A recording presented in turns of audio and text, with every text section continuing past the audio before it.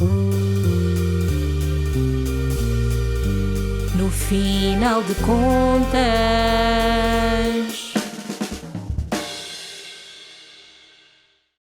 Olá, este é o podcast No Final de Contas. Eu sou a Sara Antunes e comigo está a Catarina Matos, fundadora da Mind the Trash, a primeira loja online de desperdício zero portuguesa. Mais do que uma loja, a Mind the Trash promove também workshops, dá formação a empresas e partilha muita informação. Bem-vinda, Catarina. Obrigada por ter aceito o nosso convite. Como nasceu a Mind the Trash? Bem, antes de mais, obrigada pelo convite. Estou muito contente por estar aqui. Então, a Mind the Trash surgiu inicialmente como uma conta de Instagram. Surgiu no Reino Unido, porque eu sou arquiteta de formação. Portanto, eu para falar da Mind the Trash tenho que falar um bocadinho do meu histórico. Portanto, eu sou arquiteta de formação, especializada em reabilitação e adoro arquitetura, apesar de não estar a praticar agora. Mas despedi-me do meu trabalho que eu tinha cá, fui para o Reino Unido e lá deparei-me com um estilo de vida de consumo excessivo com descartáveis. Portanto, havia muitos descartáveis. Eu lembro-me de, às 9 da manhã, quando chegava ao ateliê, os caixotes de lixo já estavam completamente atulhados e tudo aquilo fez muita confusão. Quando ia ao supermercado, queria comprar brócolos, vinham embalados em plástico. Então, aquele apocalipse de plástico meteu muita confusão. Então, criei a conta de Instagram Mind the Trash, onde ia partilhando dicas para um estilo de vida com menos desperdício e quando voltei para Portugal reparei que este tema sobre o desperdício zero, que ao fundo é isso que nós tentamos trabalhar, mas já o posso explicar daqui a pouco um pouco melhor, notava que não havia as opções que eu encontrava no Reino Unido. Então decidi abrir a loja online, como a primeira então desperdício zero no mercado nacional, e tem sido uma jornada incrível. Portanto, nós, além de loja, a loja é só um caminho. E como referiu inicialmente, nós temos outros canais. Portanto, nós, sobretudo, pretendemos consciencializar e educar para o tema da sustentabilidade. Porque é aí que vamos fazer a diferença. Se eu tiver uma loja só com produtos, mas se eu não justificar, se eu não explicar para que é que eles servem ou porque é que é importante eles existirem, eu simplesmente não vou conseguir vendê-los, não é? Também. Portanto, eles têm uma missão e a Mind the Trash tem uma missão muito grande. Portanto, estava ainda agora a dizer que poderia explicar um bocadinho melhor o que é que fazem efetivamente e como é que decorrem esses workshops e essas formações e informação que passa a quem vos segue e quem vos procura. Quero falar um bocadinho sobre a vossa atuação na prática. Então, nós quando surgimos quisemos também implementar a diferença no mercado online. Portanto, nós, enquanto loja, reaproveitamos tudo o que é materiais para expedir encomendas e aqui tanto faz se a caixa diz Zara, se diz H&M, se diz outra marca, para nós não interessa. Porque quem está a comprar connosco já nos conhece. Está alinhado, não é? Está alinhado com a boa prática. Exatamente. Portanto, nós reaproveitamos tudo o que é caixas, reaproveitamos papel de rascunho das pessoas, portanto, nós recolhemos. Portanto, imagino que a Sara tem em casa caixas, papel de rascunho, até dos filhos, sei lá, coisas que não utilizam. Nós recolhemos para utilizar para expedir as encomendas. Portanto, aqui o nosso intuito é não utilizar novos recursos. E essa recolha, peço desculpa, essa recolha é feita em todo o país? Sim, exatamente, a nível nacional. Infelizmente ilhas não, porque não compensa os portos. Portanto, nós aqui temos um sistema implementado em que a recolha tem que, obviamente, compensar o custo de novos materiais, que nós não o estamos a fazer. E é super giro o feedback dos clientes.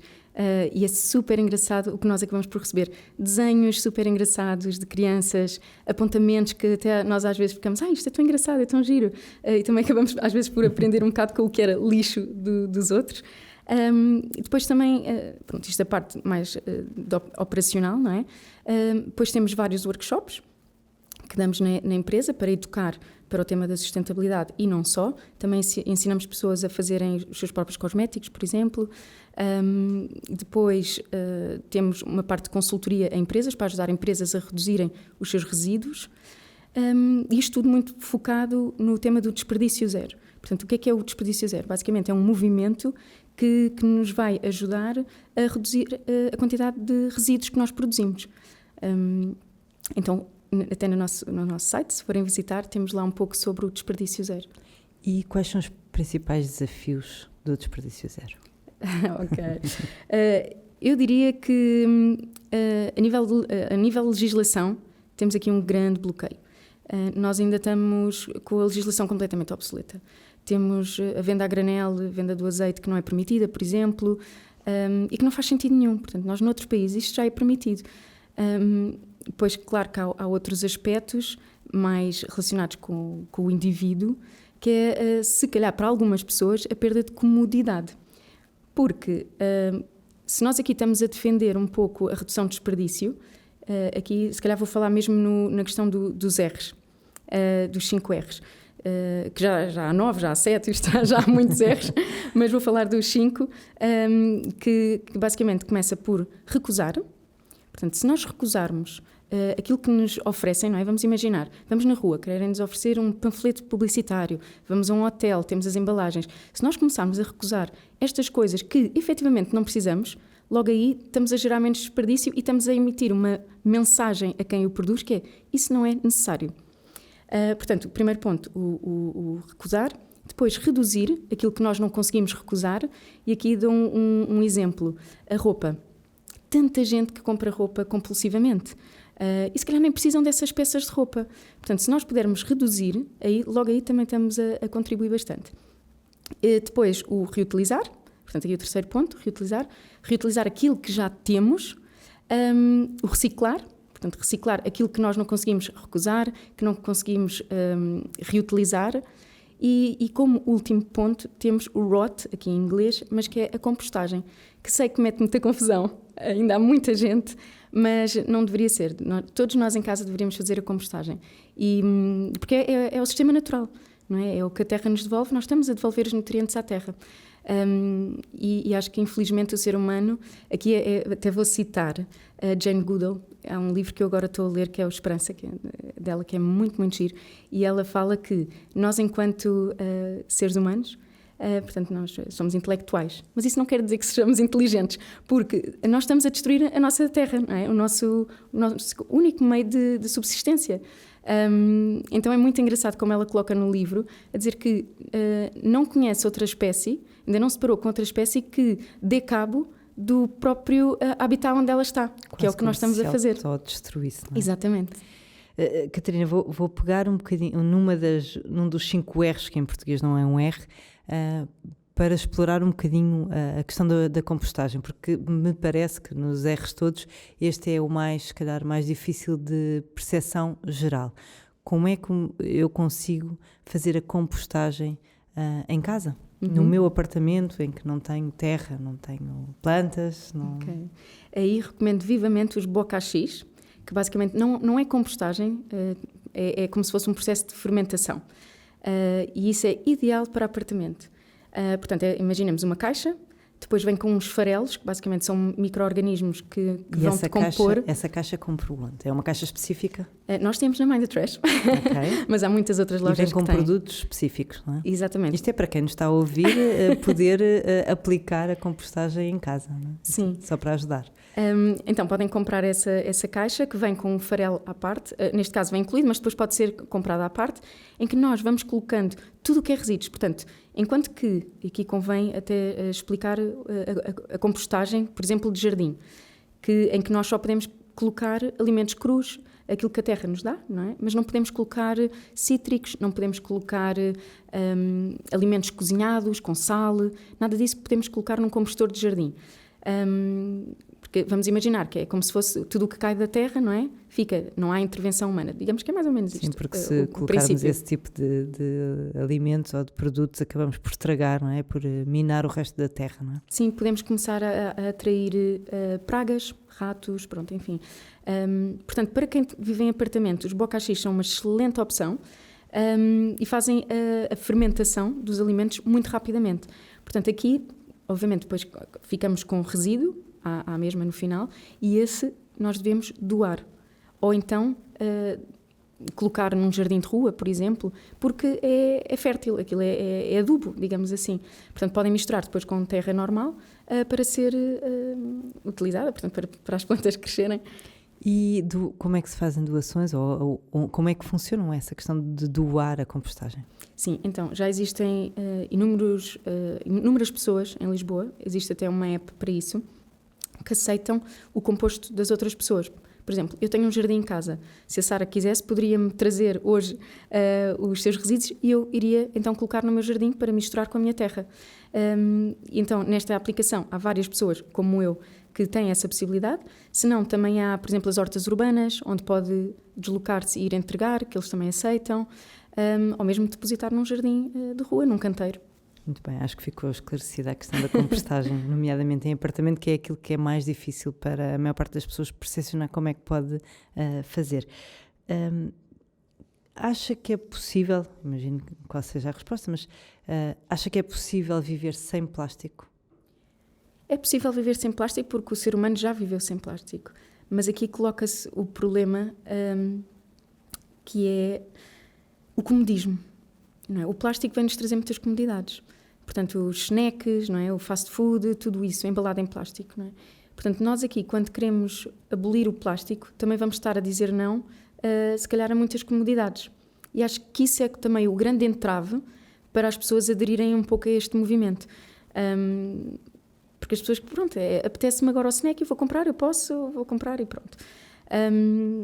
Mas, efetivamente, eu acho que, e tenho muita pena que ainda nos social media, não é? Ainda não esteja a ser tão falado, que, efetivamente, planeta, obviamente, nós só temos um para viver, e é inegável já por vários cientistas que estamos a passar por uma crise climática.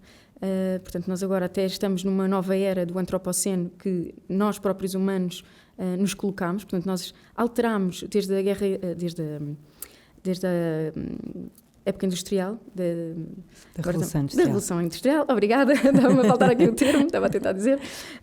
Portanto, nós conseguimos alterar a estabilidade ambiental que vivemos nos últimos milhares de anos. E isto é surreal, é surreal. Então, eu acredito que sim, é possível viver sem plástico. Não acho que vá acontecer, até porque o plástico também nos trouxe muitas coisas boas, atenção, portanto, para a aviação, para a parte automóvel, portanto, trouxe sem dúvida muito para a parte da medicina, muitas coisas positivas. O grande problema é a forma como o estamos a utilizar de uso único, o descartável. Isso é que tem mesmo que ser evitado. E admito que ainda hoje me surpreendo com o facto, não sei se isto acontece à Sara ou não, mas eu acredito que quando vivo num sistema que as coisas estão pensadas, que a legislação já está pensada, que muita coisa já está pensada, e efetivamente não é assim. Até vou dar aqui um exemplo com as roupas. Eu não fazia ideia que os fins de coleção para as grandes marcas, quando não era vendido, as marcas simplesmente destruíam essas peças, milhares e milhares de peças de roupa. E eu fico a pensar, mas como é que é possível? Tanta gente que precisa de roupa, como é que as grandes marcas, só porque não conseguiram vender aquela coleção, vão queimar tudo? Isto é... E só agora é que saiu uma legislação para isto, com a entrada em vigor imediata, em que as marcas são obrigadas a tentar dar um segundo uso. Mas pronto, isto é aquelas coisas que nós achamos que isto não existe, mas existe. Isto é um ponto, mas há muitos outros. Pois, para além da cortina, não é? Para lá da cortina não se vê muita coisa, não é? Exatamente. Catarina, é fácil, não é fácil, mas de que forma é que podemos ajudar as pessoas a readaptarem-se? Porque, na verdade, nós acabamos todos por nos adaptar a um mundo em que é tudo mais fácil com plásticos, mesmo nas grandes superfícies. Há venda de muita coisa dentro de caixinhas de plástico. Como é que fazemos esta readaptação? Bem, acima de tudo, consciencialização. Não é? Se nós nos consciencializarmos que existe efetivamente um problema, aí já vamos ter a vontade de querer fazer a diferença. Quando essa consciencialização não existe, ou até pode existir, mas pode haver a vontade de não querer fazer, mas a vontade de querer fazer é mesmo muito importante. E o ser humano, obviamente, é de hábitos. E nós alterarmos um hábito é muito difícil, é preciso mesmo muita resiliência, é preciso disciplina. E não é fácil. Mesmo para mim, admito mesmo, não é nada fácil. Até posso dar o exemplo de alterar a minha alimentação. Para vegetariano foi anos. anos. E aqui o ideal é começar um bocadinho de cada vez e tentarmos não ficar chocados, se calhar, com a quantidade de informação também, não é? Porque, efetivamente, há muita coisa má agora a acontecer, mas pensámos, ok, por onde é que eu posso começar? É um bocado no trabalho quando temos muitas coisas para fazer e temos que fazer a listinha de prioridades. Aqui eu recomendo, se calhar, até começarem por alguma leitura, e aqui recomendo o livro, por exemplo, da Bea Johnson, sobre desperdício zero, ou recomendo a leitura da Leila Teixeira, Defender o Futuro, ou Lixo Zero, da Ana Milhazes. Isto são livros em que a pessoa pode começar a perceber um pouco mais sobre o problema atual, o problema também, pronto, do desperdício, não é? Da forma como nós vivemos atualmente, e com pequenas dicas começar a fazer a diferença. E depois, claro, à medida que vamos alterando alguns hábitos, começando então com outros que se calhar são mais exigentes. Mas coisas muito fáceis que eu comecei. Por onde eu comecei? Os guardanapos. Deixei de comprar guardanapos de papel e comecei a utilizar guardanapos de pano. Isto são coisas que normalmente as pessoas já têm em casa, ou está no baú na casa dos avós. Portanto, nem é preciso gastar dinheiro. E que noutra vida usámos, não é? Que nem todas as gerações se lembrarão, mas noutras vidas usámos. Eu usei. Os meus pais, durante muitos anos, tinham guardanapos de papel, de pano. Sim, e isso é uma ótima mudança que não custa nada, não é? Nem financeiramente, nem é assim um grande esforço. Se nós optarmos também por começar sempre a reutilizar sacos, para ir ao supermercado, não é? Estas pequenas mudanças podem fazer uma grande diferença, têm impacto. Essa questão do saco até já foi é bastante fomentada, por assim dizer, pela legislação que entrou em vigor e que obriga as pessoas a pagar o saco cada vez que vão ao supermercado. Não é? Até lá não havia incentivo nenhum. Pegando aqui nestas questões e a Catarina ainda agora referiu a questão financeira, este zero desperdício tem impacto também ao nível das finanças? Sim, aqui pode ter um impacto positivo ou um impacto negativo, depende, porque podem haver produtos que são mais sustentáveis, por exemplo, ou duráveis, mas que estão completamente overpriced, não é? Portanto, aqui a pessoa está a pagar a marca, o que for, mas também temos, claro, outros exemplos que já são mais em conta. Mas, no geral, diria que se poupa bastante dinheiro. Acaba por ser muito mais sustentável financeiramente, porque muitos destes produtos, e a ideia, é que sejam reutilizáveis, que durem muito tempo. Aqui dou o exemplo, que eu adoro dar este exemplo, é a minha esponja para a louça, para lavar a louça. Já tem 5 anos. A minha esponja é feita de tricô, de algodão reciclado, português, de calças de ganga, e é tão prático. É só passar, neste caso no sabonete, que é também o que eu utilizo para lavar a louça, é o sabonete. Utilizamos, pôr na máquina, a secar, está pronta para usar outra vez. Tem 5 anos a minha. Portanto, quantas esponjas descartáveis eu já não evitei. Portanto, paguei um pouco mais, obviamente, ainda por cima é feita por uma mulher, não é nada de fábrica, é handmade. Mas já poupei muito, porque já poupei muito o ambiente e a carteira também. Pois, e as compras a granel? Recentemente começou-se a ouvir mais falar sobre há mais lojas, há mais oferta, mesmo em grandes superfícies há coisas que já se vendem a granel. É mais barato? Mais caro? Assim? Ok. Se formos para o biológico, obviamente é mais caro. Se não for biológico, acaba por não ser mais caro. Mas aqui pode haver um problema associado, que é, se eu for comprar a granel e não usar o mesmo saco de pano e estar sempre a tirar, por exemplo, um saco de papel, e vou comprar a medida que preciso, portanto, 100 graminhas, mais 100 graminhas, mas agora preciso de 200, e estou sempre a tirar, ou seja, estou a criar mais desperdício do que se calhar no supermercado comprasse 1 quilo de qualquer coisa. Numa embalagem única. Exatamente. Portanto, temos que ter muita atenção, ou seja, não é só porque estou a comprar a granel. Não é? Nós, para comprar a granel, convém que seja num saco de pano e não precisa de ser um saco que acabamos de comprar. Por exemplo, lençóis velhos, faz um saco. Um pijama velho, faz um saco. Não é preciso estar a gastar. Ou comprar um novo. E aqui a questão da reutilização é que é mesmo extremamente importante. O granel tem esta vantagem, não é? De podermos reutilizar o nosso saco e levarmos para casa a quantidade que efetivamente precisamos. Pelo menos a mim acontece, mas eu não sei se acontece à Sara, mas eu, quando comprava especiarias, comprava os frasquinhos, que se compram normalmente no supermercado, não é? Aqueles frascos, Mas havia, para algumas receitas, eu só usava um bocadinho, portanto, acabava por expirar a validade. Então, se eu for comprar a granel, eu trago exatamente a quantidade que preciso e não fico sem produto que não vai expirar, não é? A validade. Não se estraga, não é? Acaba sempre por estar usável. Exatamente. Utilizável. Catarina, além da loja, a Mind the Trash também tem um blog, como a Catarina referiu, e o site. Qual é o feedback que vocês têm recebido e sobre se os portugueses, a sensação, o que é que vocês sentem em relação se os portugueses estão a mudar de facto os hábitos ou se ainda não estão de todo, sendo que o caminho que há para fazer ainda é grande, não é? Bem, eu para responder a isso até queria dizer que nós temos uma grande sorte, porque temos clientes fantásticos, são amorosos, dão-nos feedback incrível e trabalhar, eu já não me imagino fazer outra coisa, apesar de ter o background, não é, de arquitetura, o feedback que os clientes nos dão é tão positivo, por estarmos a fazer a diferença. Isto é uma missão, não é? Porque eu também tenho uma filha, não é? Nós queremos deixar um futuro melhor para eles. E isto faz mesmo compensar o nosso trabalho, e todas estas mudanças e dificuldades que às vezes queremos fazer fazem mesmo compensar.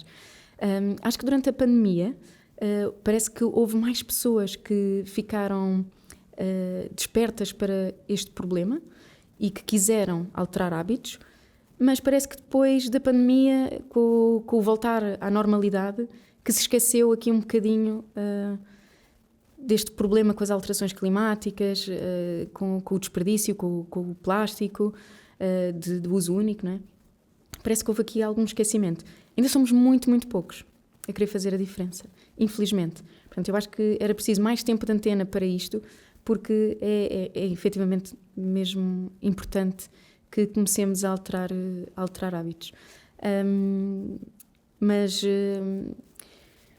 pronto, é triste, por um lado, ver que ainda há tanto a fazer, mas fico esperançosa porque há muito boa gente a querer fazer a diferença, e isso é incrível. Somos poucos, mas vê-se que há cada vez mais pessoas e, sobretudo, influenciados pelos filhos, que é muito bom.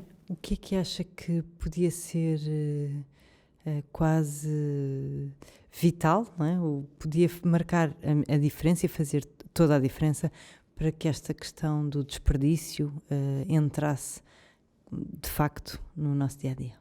A atenção ao desperdício. Ok.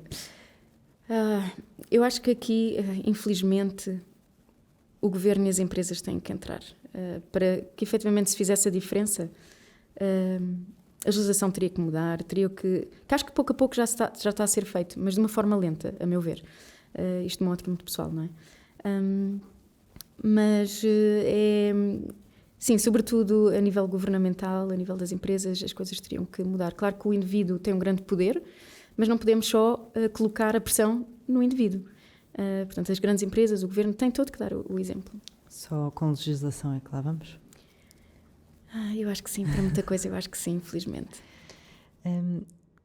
Se eu estivesse aqui a querer começar a entrar na visão de desperdício zero e com esta missão, se me tivesse que dar 5 dicas, quais seriam?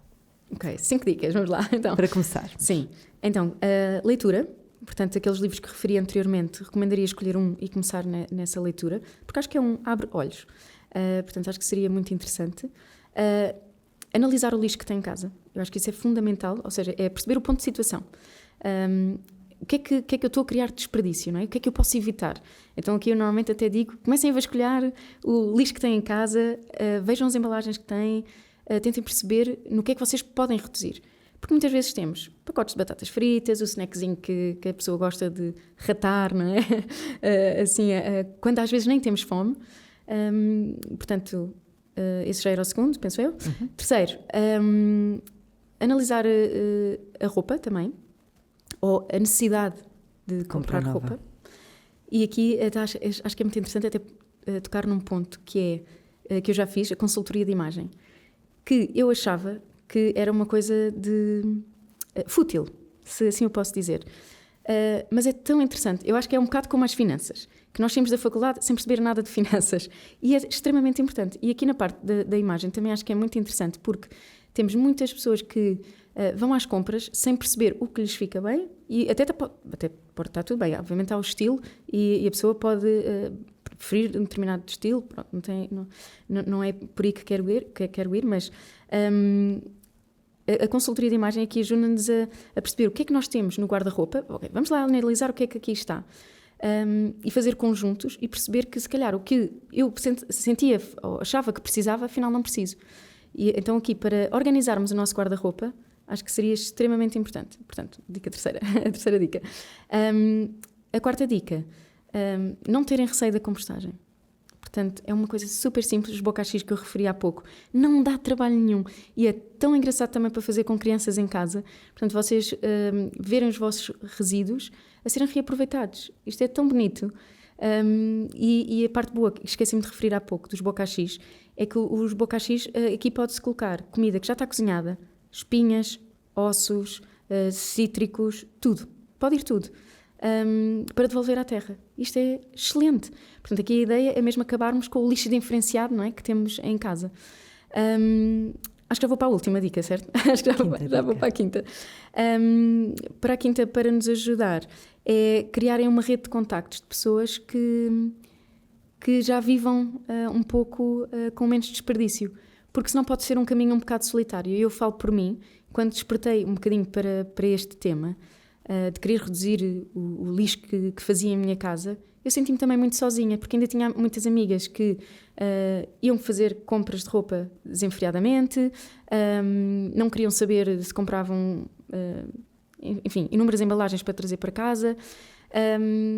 Então, acho que é essencial também nos rodearmos de pessoas que querem fazer a diferença, porque vão nos inspirar, vão nos dar outras dicas. É um bocado como numa empresa com a liderança, não é? Se nós sentirmos que estamos todos aqui a lutar para o mesmo, temos outra motivação. Então acho que seriam estas as 5 dicas. E ao nível das empresas, que caminhos ou que melhorias, assim, de uma forma transversal, porque cada empresa terá a realidade única, o que é que podem fazer de uma forma generalizada que melhore e que se tornem mais sustentáveis? Ok. Isto é um tema muito subjetivo, pronto, tem muito por onde abordar, mas aqui posso referir algumas coisas enquanto também consultoria que nós fazemos às empresas. Aqui é muito importante analisar, ponto número 1, os colaboradores, não é? As pessoas é que fazem as empresas, não é? E nós muitas vezes temos os colaboradores que à hora do almoço vão buscar takeaway, que trazem os snacks de casa, e isso também causa desperdício, ou causa resíduos na própria empresa, não é? Isso entra para as contas dos resíduos que a empresa cria. Portanto, aqui é interessante analisar o que é que está a ser gerado pelos colaboradores. Depois há várias técnicas, não é? Porque muitas vezes também, já vi em várias empresas, cada colaborador ter um lixo indiferenciado por baixo da secretária. Portanto, se for papel, se for plástico, etc., como é tão cómodo, colocam logo tudo no mesmo saco, digamos assim. Portanto, tem que haver aqui algumas estratégias por parte das empresas para incentivar a reciclagem, incentivar os colaboradores a produzirem menos resíduos.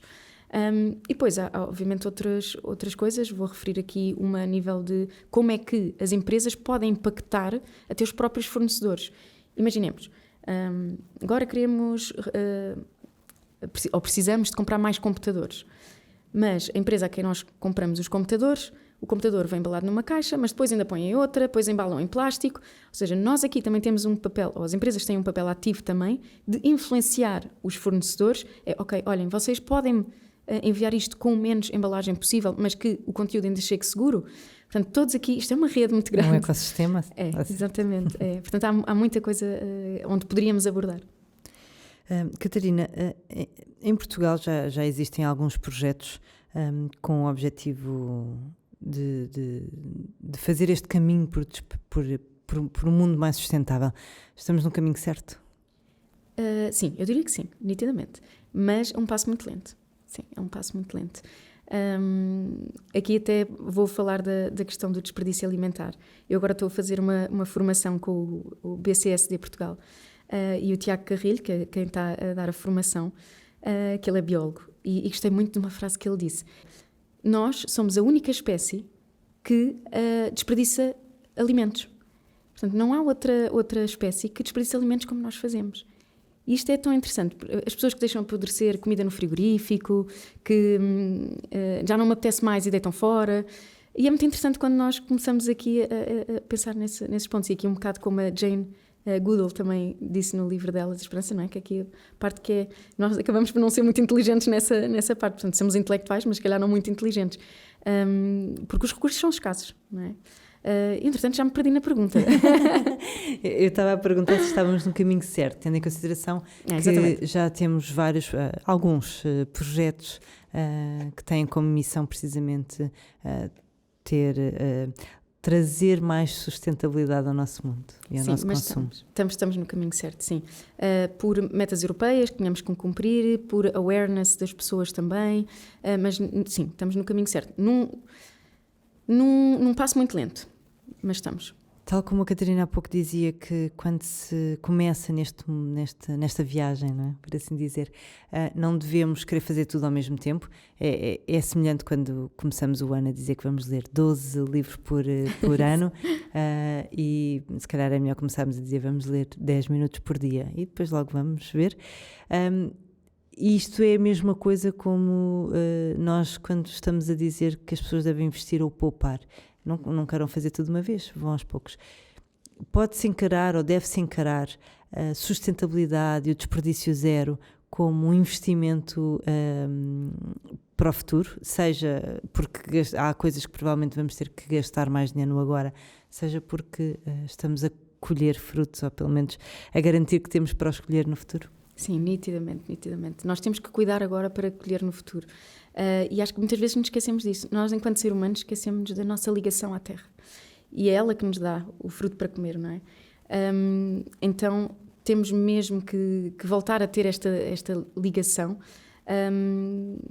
para termos futuro. Para as gerações futuras poderem conhecer a realidade que nós tivemos.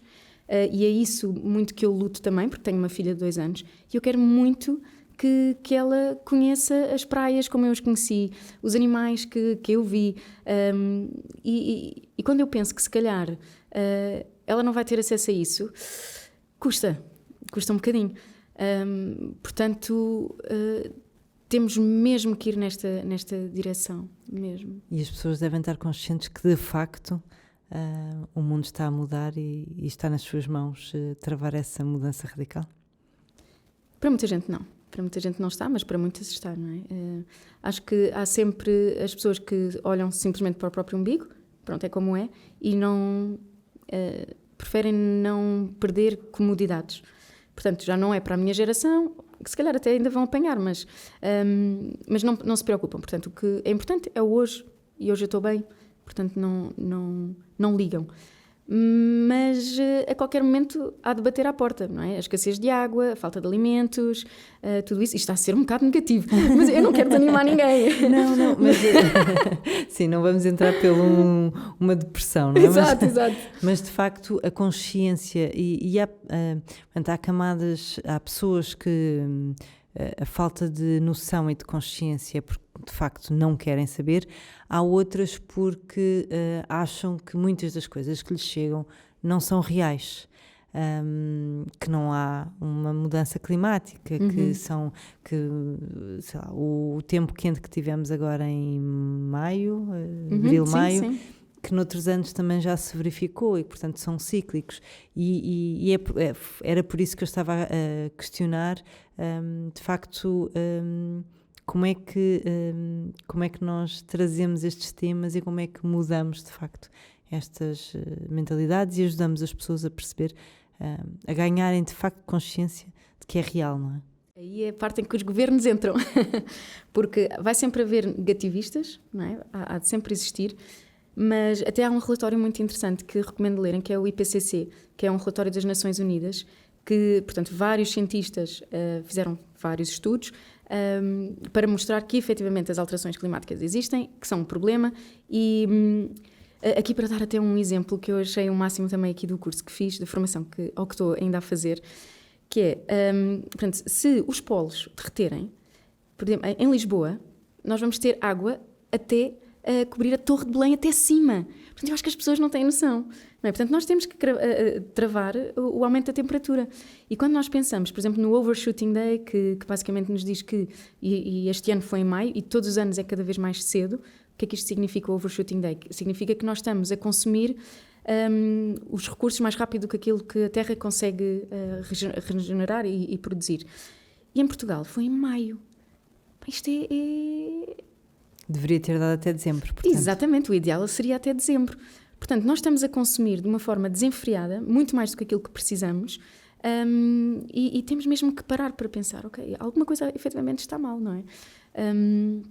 Porque estamos a sobrecarregar o planeta demasiado. Então aqui, lá está, os governos vão ser essenciais, como nós também, indivíduos, também temos que fazer a diferença, alterar aqui alguns hábitos. A Sara já vai sair daqui com outra visão e querer fazer um bocadinho a diferença. Mas é muito bonito e digo que adoro viver assim, porque noto que faz a diferença e vivo mais feliz. A minha casa agora é muito mais minimalista do que há uns anos. Por exemplo, a casa da minha mãe tinha bibelôs, tinha tudo e mais alguma coisa, ainda hoje tem. É uma trabalheira para limpar o pó, é muito cheio. E aqui já estou a divagar um bocadinho, mas só para explicar que nós também, quando vivemos com menos, ganhamos qualidade de vida. Porque já não precisamos de tanto tempo para limpar a casa, conseguimos ter mais poupanças, portanto acabamos por viver de uma forma mais sustentável também financeiramente, conseguimos grão a grão também ir aumentando as nossas finanças, e isto acaba por ser muito bonito. Quando nos começamos a perceber destes pequenos passos, é bastante recompensador. Catarina, estamos mesmo no fim. Queria apenas perguntar-lhe se, no final de contas, o que é que ainda falta fazer para termos para um caminho efetivamente de sustentabilidade. O que é que ainda falta? Eu acho que já muitas coisas estão a ser feitas, não é? Até a nível europeu. Mas acho que maior consciencialização dos governos, efetivamente, não só porque são obrigados pela União Europeia, não é? Mas o próprio indivíduo querer efetivamente fazer a diferença. Portanto, tem que haver aqui mais consciencialização geral. Acho que é isso que tem que ser feito. Portanto, os mídias cobrirem ainda mais esta parte. Haver também, por exemplo, das partes das grandes superfícies, facilitismos para as pessoas, porque eu acredito que para algumas pessoas é mais fácil ir às 10 ou 11 da noite a uma grande superfície e fazer compras, porque já chegam tarde do trabalho, e aí as lojas a granel, se calhar pequeninas, ou as mercearias de rua já fecharam. Portanto, aqui as grandes superfícies também nos têm que dar opções, que hoje em dia já dão algumas, mas têm que dar mais. Portanto, há algumas coisas ainda têm que efetivamente alterar, mas inspirarem-se com quem já faz. Acho que isso é crucial, porque há sempre caminhos para seguir. Catarina, obrigada. Obrigada por estar obrigada aqui. Eu. Este foi No Final de Contas com Catarina Matos, fundadora da Mind the Trash. Quanto ao Doutor Finanças, pode acompanhar-nos em doutorfinanças.pt e nas redes sociais.